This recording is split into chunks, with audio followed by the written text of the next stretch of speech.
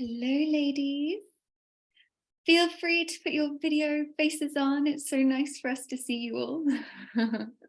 Hi, Tina.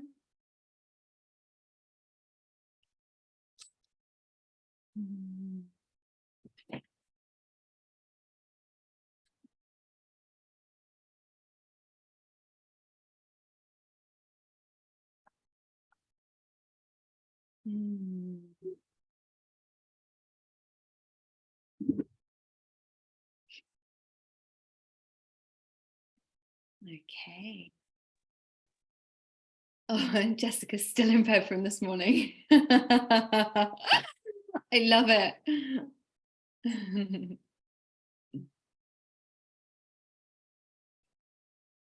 Hi, Tash. Okay, beautiful. Well, welcome, ladies. We will just get started as we only have an hour together, and I'll just allow those that are joining later to come in. So welcome to our MYMOON Power Musings, our second session, and we are joined today by my incredible friend Melissa Sanger, and I am just so excited to welcome her into the musings. And we were just having a little giggle because the first time Melissa and I met, it was at a festival, and I was holding a rite of the womb ceremony, and it was at 10 o'clock in the morning, and I was thinking, oh my God, first of all, nobody's going to come to a womb ceremony. Like, people were like off their faces, and especially at 10 o'clock in the morning. And I was thinking, oh God. Anyway, I turn up there, and then Melissa arrives, and she's totally dressed as a mermaid with like shells stuck on her breasts.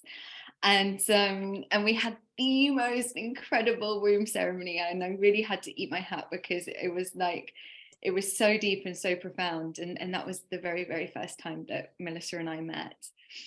And so it is just such an honor and such a joy to have her speaking with us today. Melissa, I mean, offers, wow, deeply transformative work. She has a school, a Venusian wisdom school, an incrediedible podcast called The Fundamentals of Female Wisdom. Is that right? Yeah. And also incredible one-to-one sessions, and is an all-round powerhouse, absolute powerhouse. Every time I'm in Melissa's presence, I'm like, oh yes, how is this woman so wise? She's so wise. So I'm just overjoyed to have her speaking with us today. So thank you, Madal.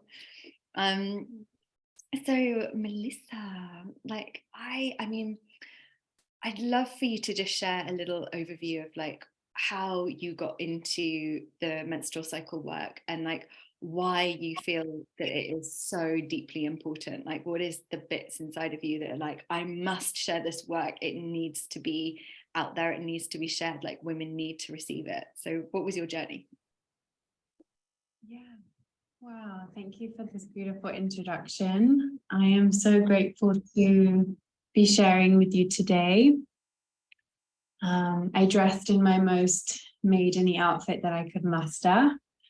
And yeah, my journey, even with Chloe, has been beautiful and deep, and we've shared in many different ways in this life, as friends, as sisters, training together in the Tao Tantric arts.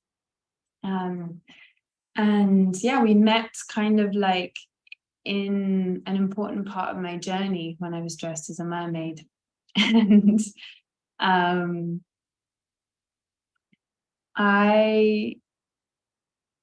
where can I begin? I'm from England, and I assume a lot of you are from England too, like Chloe. But when I was 14, I lost my period for 1 year, and then it came back. But I think at that point it was because I had very severe eating disorders for 10 years, 9 years, very severe anorexia and bulimia. and my body was just starving, really. And then later, when I was, I think about 18, I lost my period again, this time for 3 years. And in England, I went to the doctors, I went to have some tests, some blood tests. At that point, now it's a little bit more well known, but at that point it was quite new, this idea of like hormone testing that was like specific and helpful. And then, yeah, most of the doctors just said the classic: put on some weight, take the pill, change your diet. And something in my soul felt like there was something much deeper. And there's always been a part of me that's like this big voyager and seeker and explorer, really. And at that time, I was living so out of alignment. And that summer, when I met Chloe, yeah, it was same summer. I went to 7 festivals. One of them was the one that I met Chloe at. I was drinking a lot, taking a lot of drugs, and just like self-destructing. My eating disorder was very bad, and I didn't have my moon. And I'd started my spiritual journey, but slowly. It was a slow opening. And before that summer, before all the festivals and all of the kind of maiden fun, I was practicing yoga in London, and but I was seeking something more spiritual and something more deep. I found the classes at that time were a bit more sport oriented and like kind of workout based. And I just typed in like yoga trainings, spiritual yoga trainings or something like this. And the first one that came up was this Tantra yoga teacher training. And part of it was Tantra yoga and part of it was learning with the local shamans in Ecuador. So it was in Ecuador. And yeah, it was plant medicine, temescal. I didn't know really what any of that was, but I just felt this like, yes, I need to do that. And I'd never been to South America before, but I just booked it. And it was just like this trust in whatever this was, whatever I was feeling.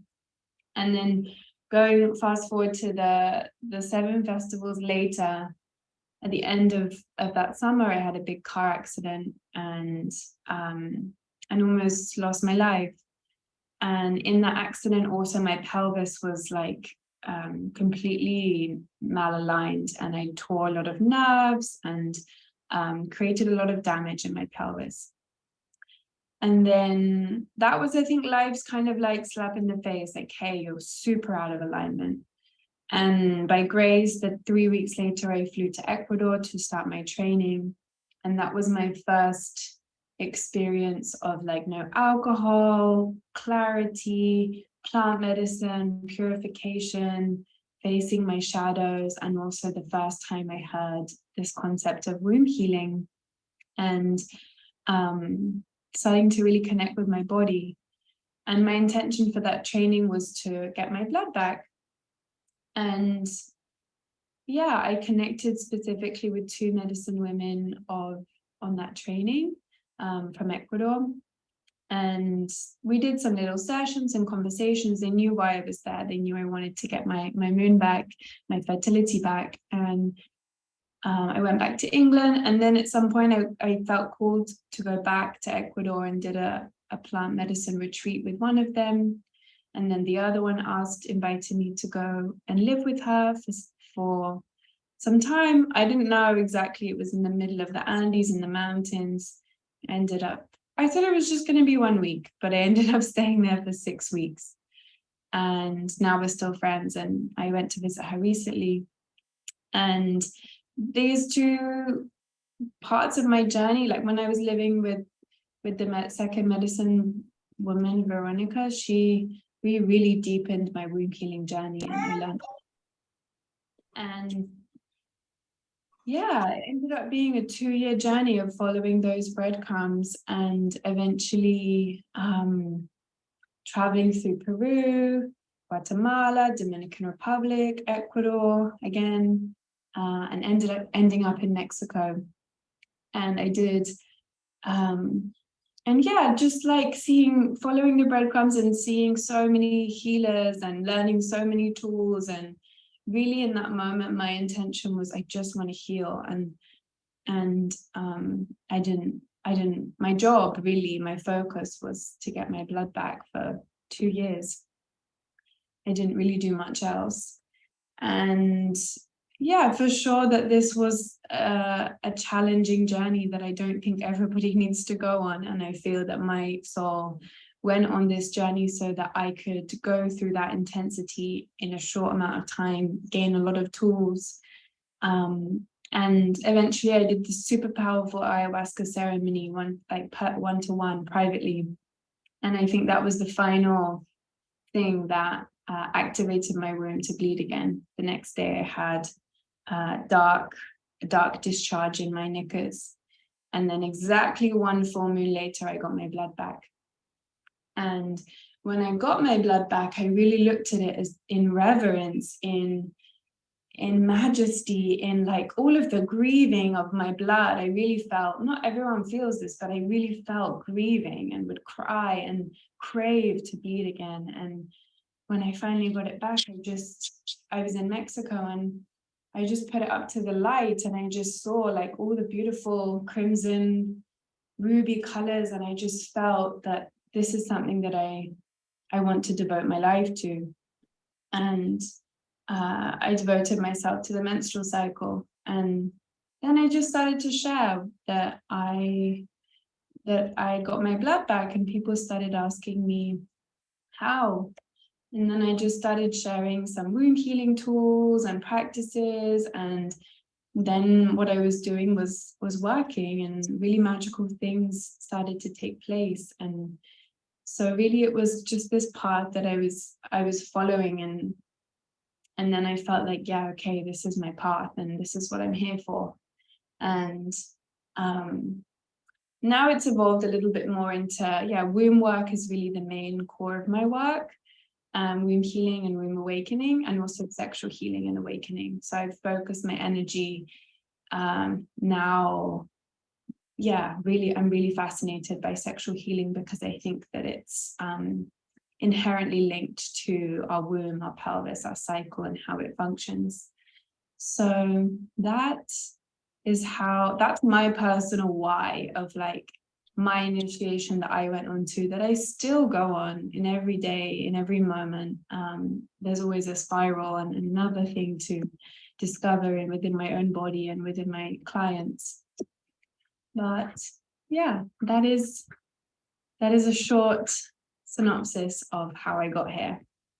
Oh, thank you, my darling. Oh my God, I feel really emotional listening to your story. I'm just like, oh God.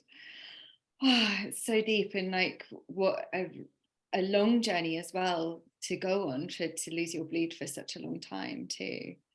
So it's incredible that you've done this work, that you were able to bring your bleed back. And I know from you supporting other women, like especially we were on a Tao Tantra training together, and you supported a woman in the training to receive her blood back as well. So it's profound. There's no words. It's just so deep.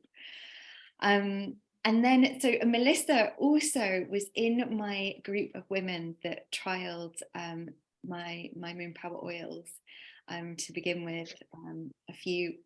Must have been last year, wasn't it? And so like, what was your experience with the oils, and like which one was your favorite one? I really loved, it's funny because we talked about this just before, but really the one I loved was Inner Spring. And this will make a bit more sense once we go into more of the conversation about the maiden archetype. But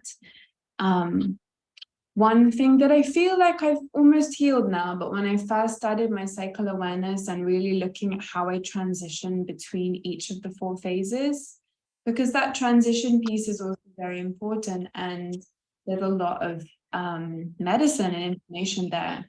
And I really struggled, sometimes now struggle, but not so much, the transition between inner winter and inner spring, going from my moon into my spring.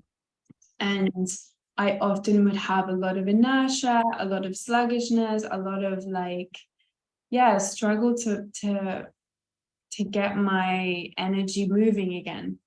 And you know, that's a super common thing that I hear from a lot of my clients too. The inner spring one's so nourishing, and like it's like for me it was so uplifting, and it brought that sense, like inertia is essentially depression, or the feeling of not being able to do anything, or not wanting to get out of bed and just feeling like eh. And so for me, I remember I really clung on to that inner spring one, and I would just like dab it everywhere. Come on, let's go, and try and get myself going. And I felt that that really helped me. Of course, there's like, I think all these oils support our emotional process, and I also looked at the emotional aspect. But yeah, that's my favorite one. Thank you, my darling. Okay, so do you want to go into your inner spring teachings? I'd love to. So yeah, the way that I look at the cycle and teach about the cycle is in the microcosm and in the microcosm. So especially in relation to so many things, it's like everything is correlated, especially in a part of the world where we have the seasons of like really strong 4 seasons. Right now I'm in Ecuador and they don't really have the same seasons. It's just like one flowing season with a bit of rain sometimes. But yeah, with the idea of connecting to the earth seasons, and inner spring being the time of the earth in which, in the northern hemisphere, let's say, where the earth is like barren and resting her bones and resting her fertility for one moment, and then begins this process of like slowly the first little shoots come up, and the little snow flowers, I forget the name, and that very slow blossoming, right? It's a slow process, and that really teaches me how I need to move into my spring in my life. Yeah. You don't just like wake up one morning and it's like completely green everywhere with flowers everywhere and springboks springing about. Like, it's a slow process of rebirthing. So we can look at nature to understand our cycle so powerfully. And yeah, that connection to the spring on the outside and the spring on our inside.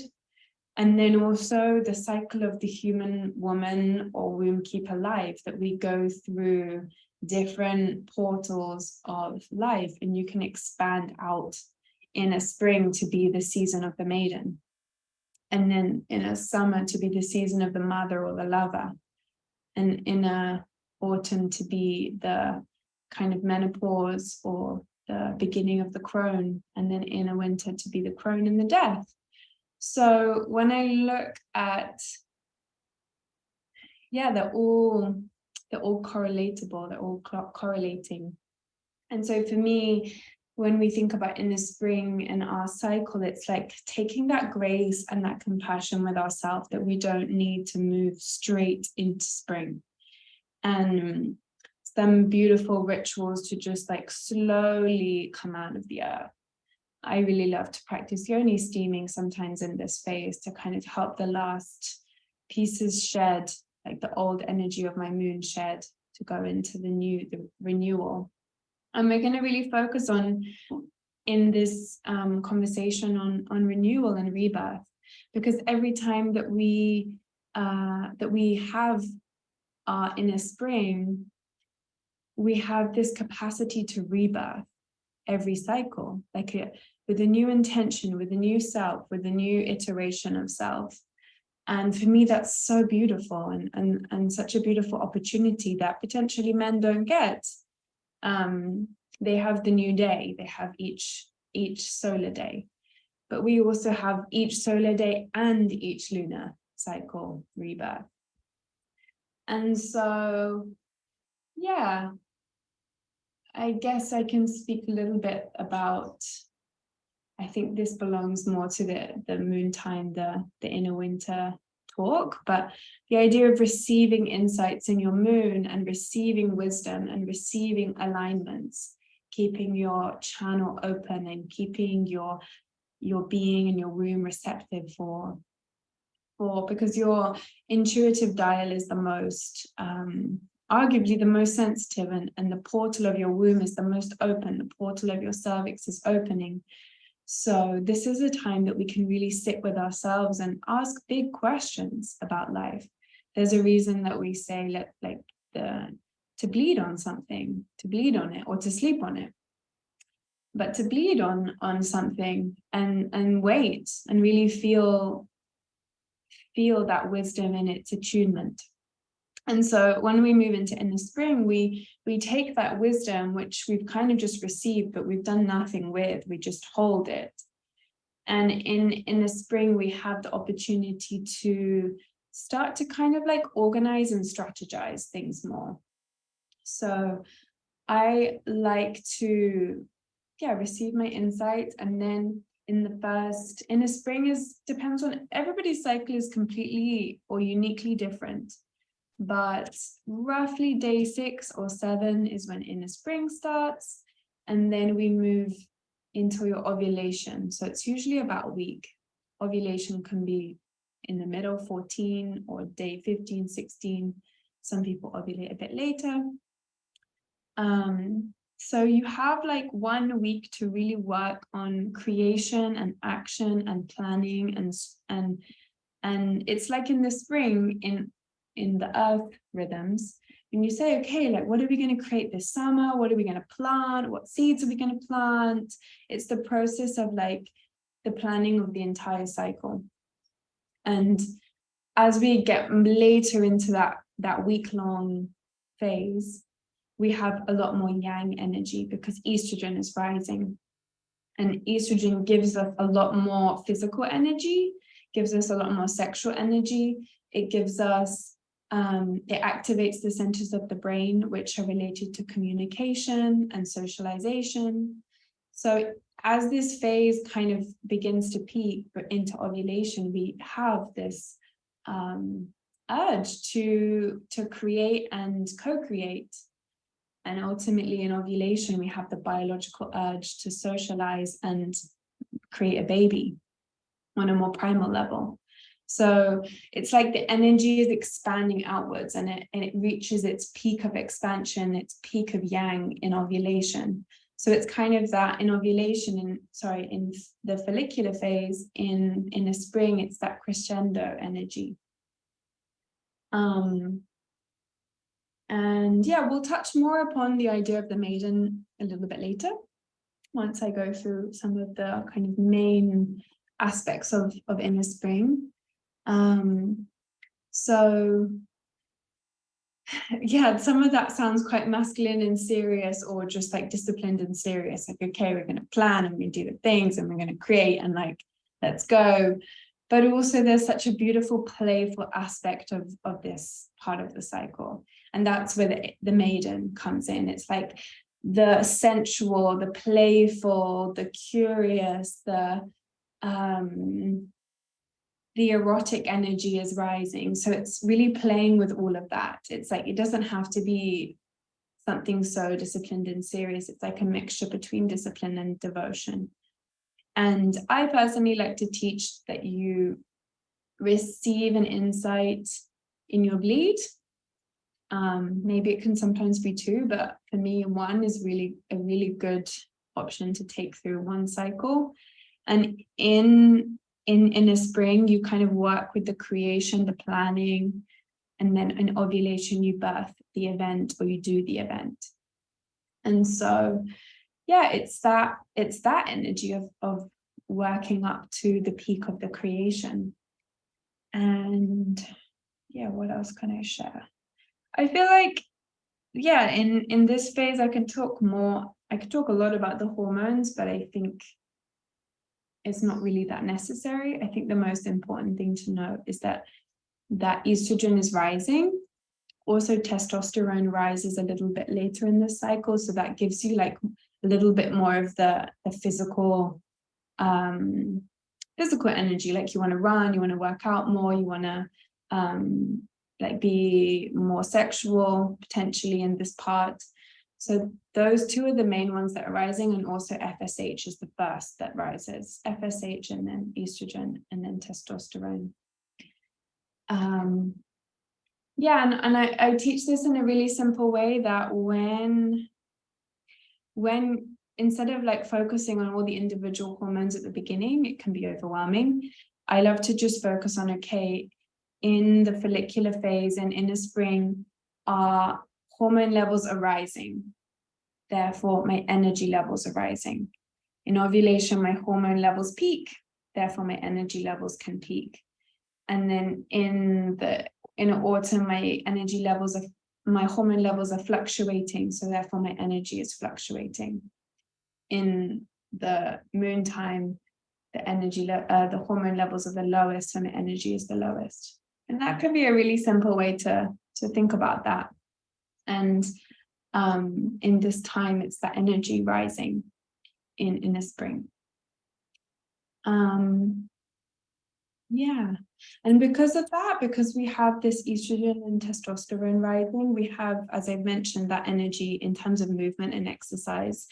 It's a really great time to do a new workout, try a new workout regime, try a new diet, like your body's more receptive to a new program in this part of your cycle. And it's a beautiful time that I'm not running right now, but in phases of my life where I do more cardio, I like to do it in this part of my cycle. More cardio, more running, more like strenuous workouts, more high heart rate workouts. This is a great time for this, because physically your hormones and your body are prepared for this. I don't recommend doing that in your moon time, for example. It can create a lot of stress in the body. So yeah, and then I'd love to talk a little bit about food and medicines. I'm also a herbalist, so I'd love to drop into some of the foods that you can eat to support this part of your cycle, and also some herbs. So in terms of foods, I just think about, like, what do you want to eat when it's spring and it's hot? You want to eat more light foods. You want to eat, when it's hotter outside, you want to eat light, crunchy, colorful foods. And you can, you want to have things like smoothies, and depending where you are in the world, slightly more fresh foods in this sense. For example, in the winter, you probably want more soups and stews and curries and things like that, because it has that warming effect. But now that we're in inner spring, we really want to be in that kind of supporting our body in its lightness. And yeah. Also, if you practice seed cycling, which is a beautiful practice, I won't go into all the details of that, but you can Google and look it up. But in this part of the cycle, you would eat pumpkin seeds, flax seeds, or chia seeds. And this is a beautiful practice that you can do. And then also, I'm a big fan of goji berries. So goji berries are really beautiful for this part of your cycle, because they support your estrogen production. Also, we're focusing a lot in the follicular phase to remineralize the body. So we lose so many nutrients, beautiful nutrients in our blood, and we lose a lot of magnesium and iron, a lot of amino acids, etc. So yeah, in this part of this cycle, really focusing on remineralizing the body. So for example, goji berries, they're super high in iron, they're super high in magnesium, super high in zinc, which supports your ovulation. And they also support your liver health, which is something, because they're high in antioxidants. And this is something that I'm going to come on to about your liver in a moment. So having little snacks of goji berries as your inner spring ritual can be nice. And then in terms of plants, my biggest and most favorite plant of this phase is nettle. And in terms of the, in so many different levels, in the emotional level, in the mineral level, it's super high in iron and magnesium. It's a tonic, it can support your blood. And yeah, it just has this incredible energy support of your body and supports replacing all the minerals that you've lost in your moon time. Nettle's one of my greatest allies in this life. So you can have it as a fresh tea. You can go and forage it now. In England, it will be, what month are we in? Yeah, in England, it now will be coming soon, or maybe it's now, I'm not sure. Or you can have it as a tea, but with dried tea. And then some other ones which are really great are red clover. This is really good for supporting estrogen, and geranium, which also supports estrogen. And I feel in general, geranium is a really beautiful flower for the maiden for inner spring, because it has this uplifting mood energy. It has this, this energy of kind of expansion and balance. And as an essential oil or as a tea, it can be really powerful to support your body in inner spring. And then the final thing about herbs that I want to touch upon is, for me, a big part of my hormone healing journey and a big part of my journey right now is liver healing. And in Chinese medicine, the liver is inner spring. Is the organ of spring. And one of the biggest hormone imbalances that most women have that causes a lot of problems is excess estrogen and an imbalance of estrogen. So one of the best ways that you can support your estrogen levels is by supporting your liver. And I know, Chloe, you've also done a liver flush, I remember. And I've also done one for the first time last year. And you can do something like a liver flush. You can work with herbs to help detox your liver. But this is something that I'm really working on now, is like in this moment of my life, really focusing on my liver health. Because then your liver can metabolize excess estrogen and flush it out your system. And then it helps to keep your hormones in balance. Right now I'm working a lot with neem, which is from India, but they also have it here in Ecuador. I'm working a lot with dandelion leaf and dandelion root. That's really beautiful. And milk thistle is really well known for hangovers. So yeah, I just wanted to touch a little bit on that. And then the final thing I want to share about inner spring, I was thinking about an animal that I've talked about medicines and foods, and I thought about an animal that really embodies inner spring for me. And right now in Ecuador is a lot of butterflies. And for me is like the butterfly, because in some ways, and it will make more sense as we talk more about the maiden, but like she has this, or he has this energy of just like, look at me, I'm so beautiful, and like playful and just like flapping around and a bit of an attention seeker and just wants everyone to admire them. And that beauty and that like owning of like, I'm beautiful, and that playful energy is really connected to the maiden for me. And there's also like a vulnerability in that, like so much in the open, so look at me, that really in any moment that there's a vulnerability of that, to be seen in that way. And that's what we can touch upon in the immature and the mature aspects of the maiden. But I felt the butterfly was a beautiful embodiment of inner spring. So yeah, I feel we have time. Maybe we want to take a few breaths because I talked a lot. And I can drink something.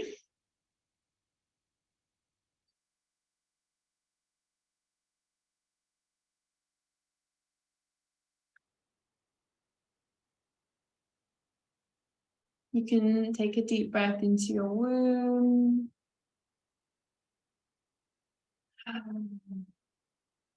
Deep breath into your heart.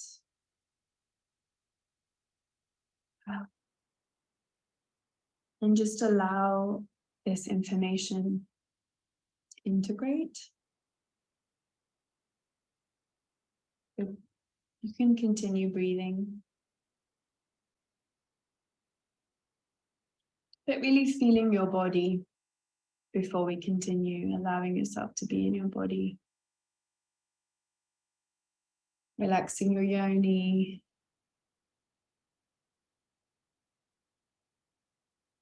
Releasing any tension in your yoni, your anus, perineum, just rooting into your body and your pelvis.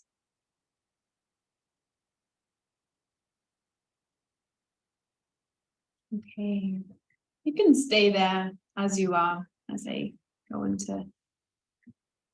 Yeah, I wanna share one little thing about the magical part about your follicular phase, especially as you've finished bleeding, that you can work with using your blood as a way to offer and manifest. In some ways, this is a really powerful moment to manifest. And I want to share just 4 simple ways that you can pray with your blood that's fresh. Really, we want to work with our blood that's the most vibrant and fresh. So you can either keep it in the fridge or kind of use it as soon as you can. You can also probably put a couple of drops of Chloe's Inner Winter essential oil into your moon blood, and keep it in the fridge, and it will just preserve it, the vibrancy, the life force. And in this phase, you can really work with offering your blood as a prayer for what you want to call in this cycle, in this new rebirth, in this renewal of yourself. Especially if you're an entrepreneur or doing similar work to Chloe and I, then maybe you want to really manifest something in your work, like new clients or a new something into your business. So you can, for some people, this is really simple, and for others, this might be so super new. But you can offer your blood to the earth and say out loud in a prayer what you're releasing and what you're calling in. And it's a really simple way to connect with the earth and connect your blood. What you're releasing and what you're calling in as a prayer, speaking out loud of your intention. You can do the same with a body of water, a river, a lake, a stream, an ocean. And then you can do the same with fire. You can make a fire if you have access to that, or even in like a heat-proof bowl, and create a fire to offer your blood. If it's in a heat-proof bowl, you can do it slightly differently, that you write on a piece of paper and put a little bit of blood on your paper, and then offer that to the fire to create ashes. But if you have a physical fire, you can literally offer your blood into the fire and speak your prayers. This is powerful alchemy. And then working with air, this one's a little bit more tricky, but the best way that I like to work with air is by painting. So you can paint beautiful pictures, you can paint what you're manifesting, you can paint words, you can paint a love note, whatever. It can be simple and it can be detailed. So that's, one ritual that I love to do in my inner spring. Often when I'm bleeding, I don't really feel like I don't have the energy or effort to do the things, to do the rituals. I kind of just want to be a slug. But some people like to be more active in their bleed and do the rituals. But for me, I like to do it at the beginning of my inner spring, because I have a little bit more energy physically. Great. So I read someone say, thank you for this beautiful ritual. You're so welcome. It's really simple, just in each of the elements in the most simple way. I'm sure if you wanted to offer it to the wind, you could find a way to do that. There's always a way. Okay, so in this final piece, I would love to talk about the maiden. Now that we have a base of the entire inner spring, that we can go a little bit deeper into the maiden.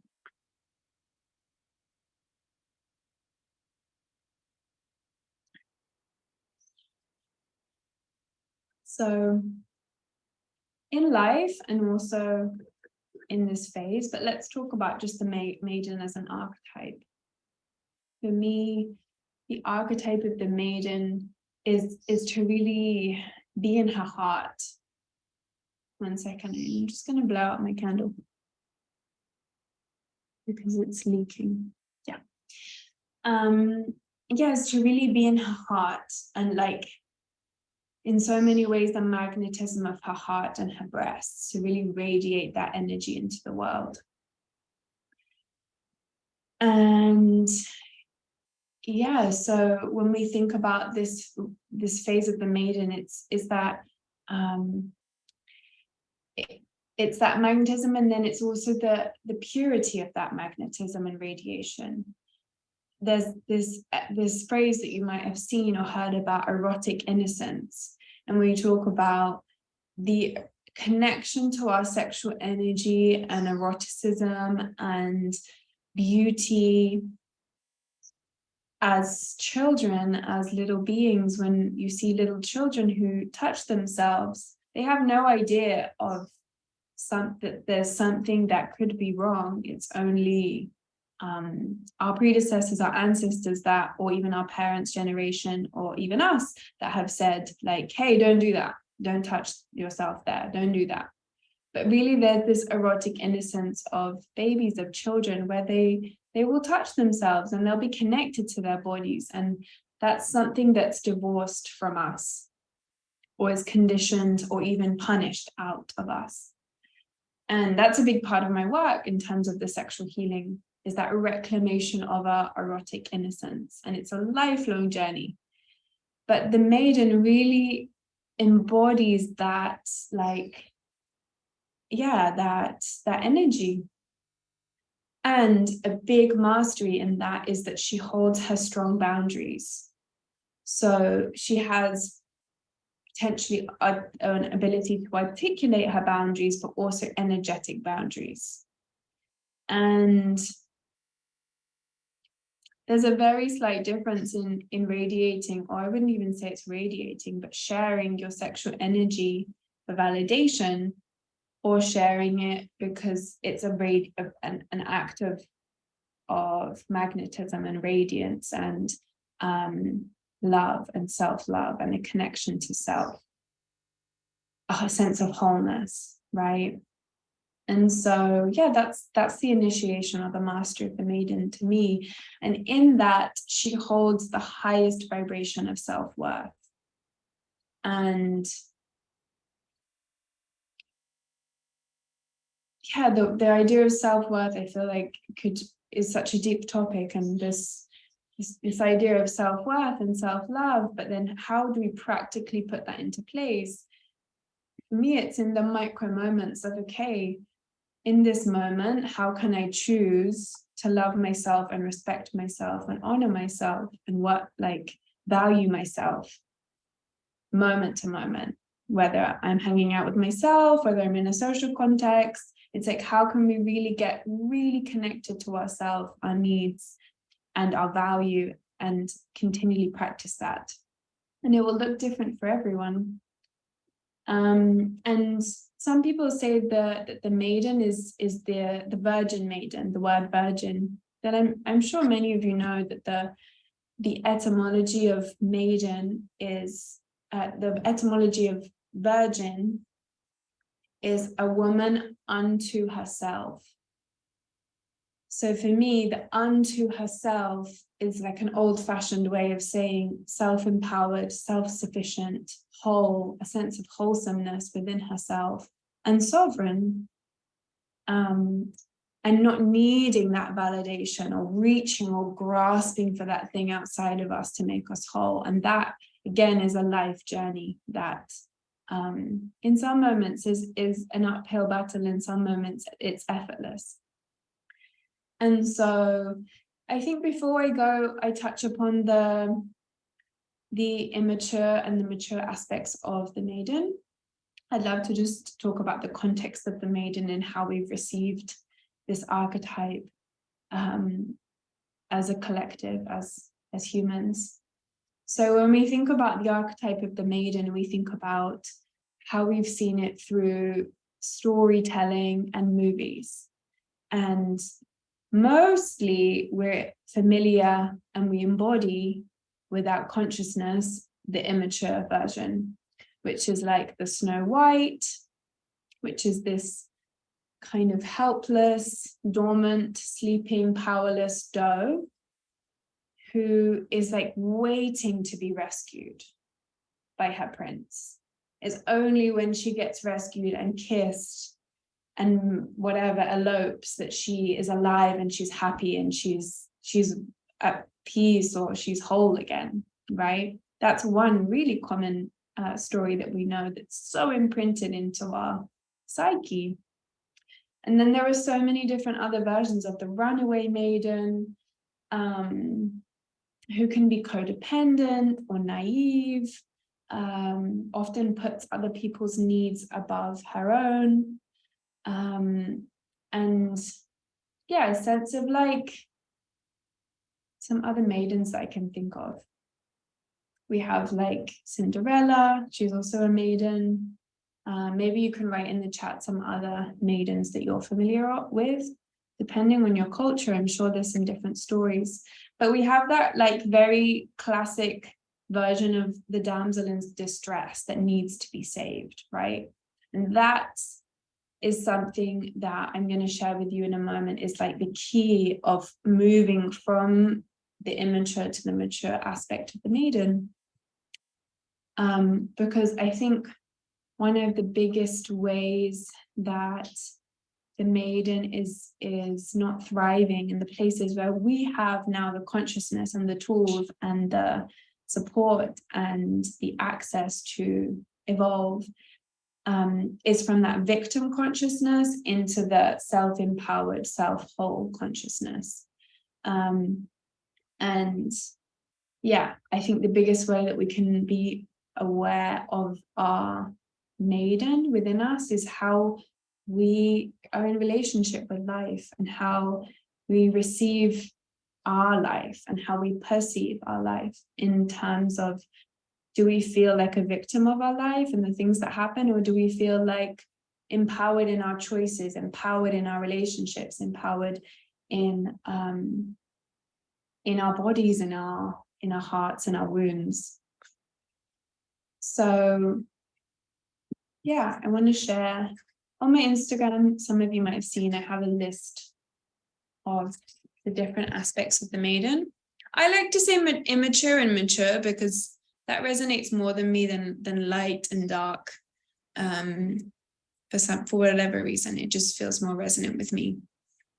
So actually, I'm going to go with the mature aspects first. So the mature aspects, as we've already touched upon, and you can really, as I'm saying these, you can really think about the parts of your life and yourself that you embody these. And maybe it's different in different chapters of your life, right? We have cycles and different chapters of our life. But yeah, for me, one of the biggest ones is her joy and like her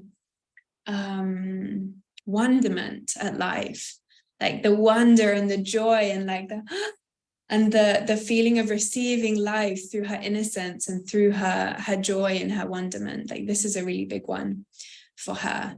And that is such a different way of like the wonderment of life in comparison to like feeling like life is against you. The openness and the curiosity. These are openness, curiosity, playful, joyful, are all very mature, I believe, aspects of the maiden. The biggest one for me is also the erotic innocence and going on that journey, that that deserves a whole workshop in itself and many workshops. High level of self-worth and choosing choices that are in alignment with her wholeness, in alignment with her value, in alignment with her boundaries and her self-respect. One of the beautiful ones that the whole of society kind of glorifies the maiden for is her beauty and her inspiration as a muse. So the maiden has always been the muse. And yeah, that fascination and the radiance and the magnetism that comes from her youthfulness and her that moment when you first see a flower like open and bloom, it's like a fascinating natural beauty to observe. And I don't know why, it just is. And that we can receive the vitality of life through her. And then one other one for her is just her, I think within her connection to her heart, her open receptiveness and receptivity to life. In a way that's discerning, but is still open and receptive. So in all those ways, we can embody that in a spring and feel that archetype. In each and every inner spring, you'll feel different aspects of her move through you. Yeah, it's like it's never-ending journey of archetypal self-discovery. And then the pieces of the immature aspect is, so yeah, really sit with this, because this can be challenging and confronting to receive at the beginning. Yeah. And just in full acceptance of where you are right now, and that wherever you are is okay. Because when I started this journey, I was definitely completely in the immature. Almost all of them. So the idea of being naive, very naive. The one that I spoke of, another one is full of inertia. Like, I don't know what I'm doing. I don't know who I am. I don't know how to get to the next place.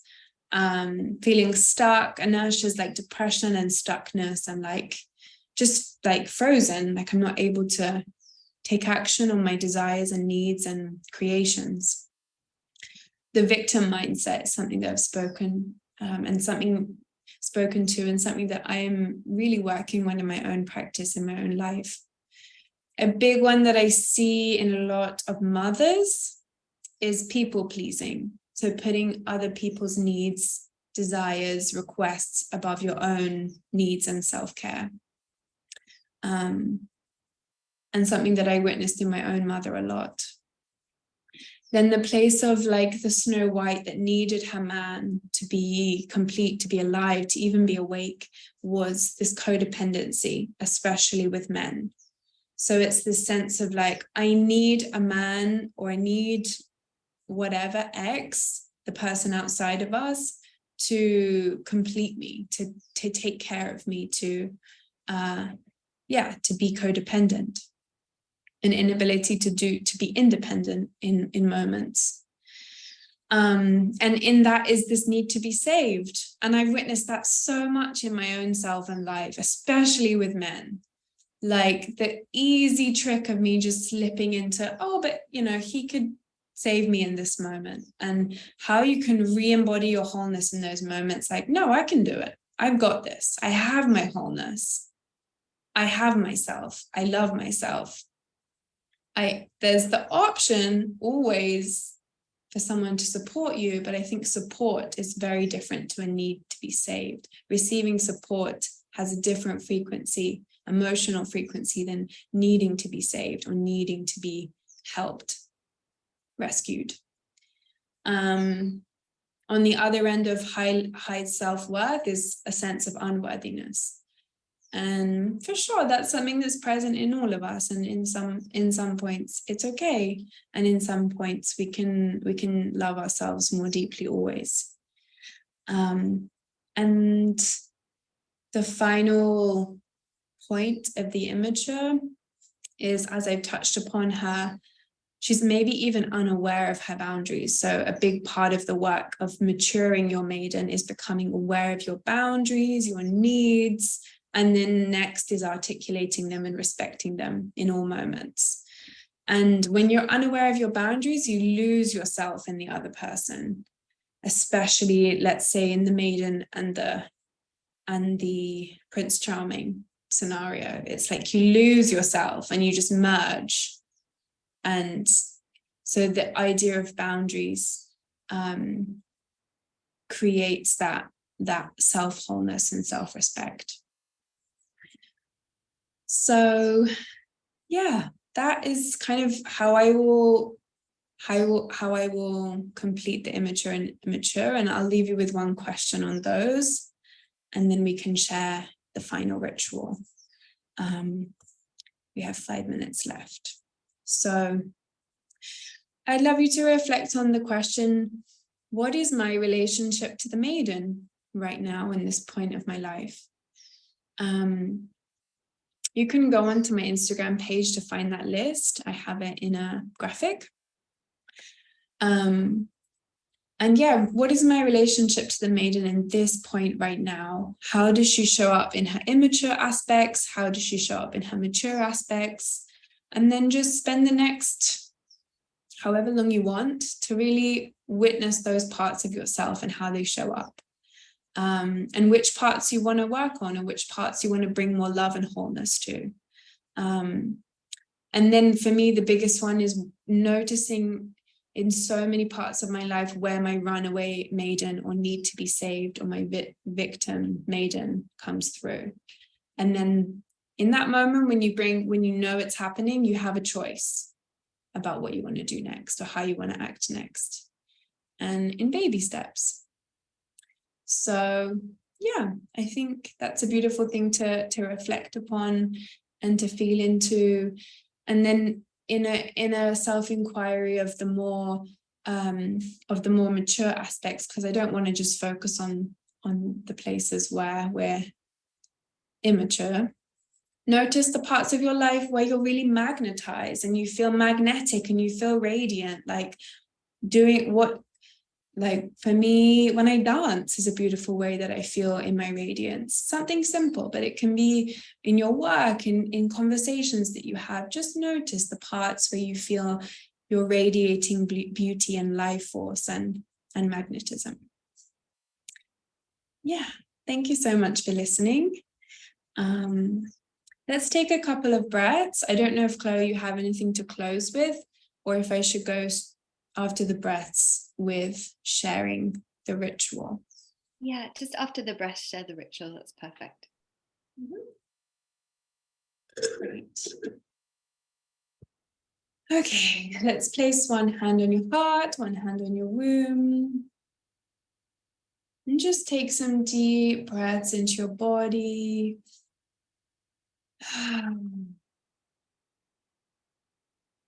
Take 3 deep, slow breaths into your body. Relax your jaw. Relax your belly. Relax your yoni. Relax your vulva. Relax your perineum and anus. And just feel yourself relaxed, embodied. And just keep breathing. And yeah, I invite you to receive the ritual you can do at home with your eyes closed. So one aspect of our maidenhood that I work on a lot with my clients and in my own healing journey, that we receive so many blueprints about being a woman, and we carry those into the rest of our womanhood without really knowing, is our first bleed, is our menarche. And so the ritual that I love to share with you to do at home is, the initiation of the maiden. One of the initiations is obviously the first sex and the first bleed. And today we're going to focus on the first bleed. And I invite you to, in your own time, recount the story of your first bleed. Maybe for some people, they don't remember. So that will require asking your mom, asking your sisters, your aunties, whoever was there, just really doing some self-inquiry and some asking other people of, okay, what happened in my first bleed? And then feeling, if you can remember, how did you feel? What do you remember? How did you even feel before that first bleed? What stories did you receive from your culture, your school, your family? And you can take some time, you can journal this, or you can just think about it out loud, sit with it, meditate with it. And once you really felt into your story and there's no rush, take as much time as you need. I invite you to write a letter to yourself. And in this letter, you're going to write everything that you wish that you had known before you bled for the first time. So everything that you'd wish you'd known about being a bleeding person, about having a menstrual cycle, about being a woman, if you identify as a woman, if that resonates, about being a sexual woman. Yeah, so like blood, womanhood, sexuality, menstrual cycle, and whatever else. I've had people write 10-page documents for this, and some people just something short and sweet, whatever feels authentic to you. And with that, I invite you to find a photograph of the version of you that was just about to bleed. So for me, it was when I was 11. Find a photograph of you at that age. And when you've written your letter, again, take your time, everything that you wish you'd known. And you're going to imagine giving it to your younger self. And you can put it on your altar next to that photograph, or on an important place in your house next to that photograph, and feel that integration of that part of you that didn't receive this wisdom and this love and this guidance. And yeah, this whole journey can take as long as you need. Maybe you want to wait for a moon, or maybe you're ready to do it straight away. And when you've finished the letter, I have a meditation that I can share with Chloe that you can do to complete the process of your initiation into your first bleed, a beautiful initiation meditation by me. So that is the ritual that I love to share with you, to do at home as your further practice exploration of this work. Oh my goodness, Melissa, thank you so much. Oof, even just from that small little check-in that you shared, like I just felt like a wellspring of tears wanting to come up, and so deep, so beautiful. And thank you for sharing all of your wisdom with us. I'm so grateful, and I'm sure all of the women here have received so much. Incredible. And so I will send out the replay so that you can revisit this, and of course like links to Melissa so you can find her wisdom school, you can find her podcast, her Instagram, and stay in touch with Melissa. So thank you so much. Thank you all for joining. I'm sending all so much love, and thank you, Melissa. I love you. Thanks so much. Bye. Bye, everyone.